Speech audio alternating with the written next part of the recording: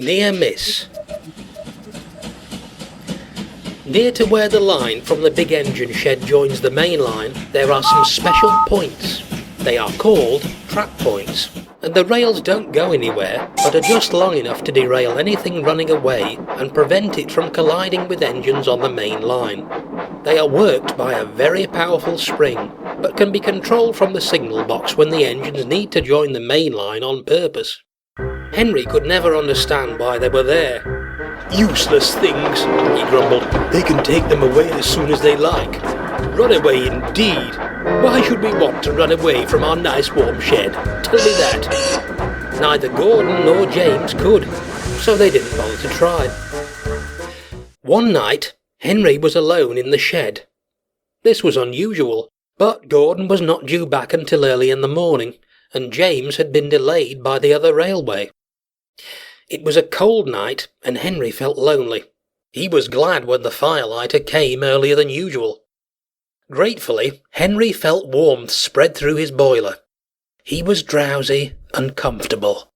"Running away," he thought to himself as he dozed. "Who'd be daft enough to do that on a cold morning like this?" Suddenly, he awoke.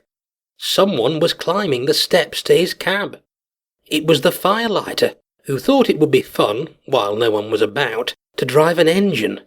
He unwound the brake and moved the regulator, but nothing happened. Disappointed, the firelighter went away, without closing the regulator. Henry dozed again. When he next awoke, he could see that it was just getting light outside. Then he realized what had woken him. Steam was trickling into his cylinders. "It's too early," he thought. "Driver can't be here yet." Henry felt himself moving.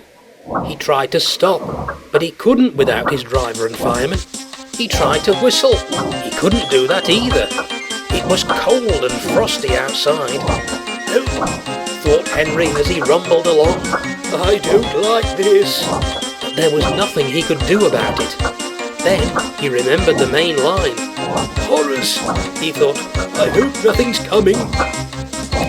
A green signal light and the sound of an engine approaching told him that something was coming.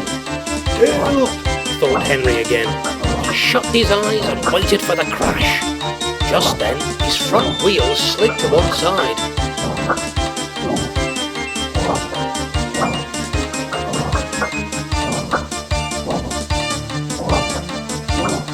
Soon, his driving wheels left the rails too, and Henry stopped, leaning a little to one side. He was just a few inches clear of Gordon's coaches, as, with a whistle, a rattle and a roar, the big blue engine thundered by.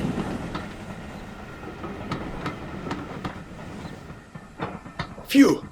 That was a near miss," hissed Henry, as men shouted and began to run towards him.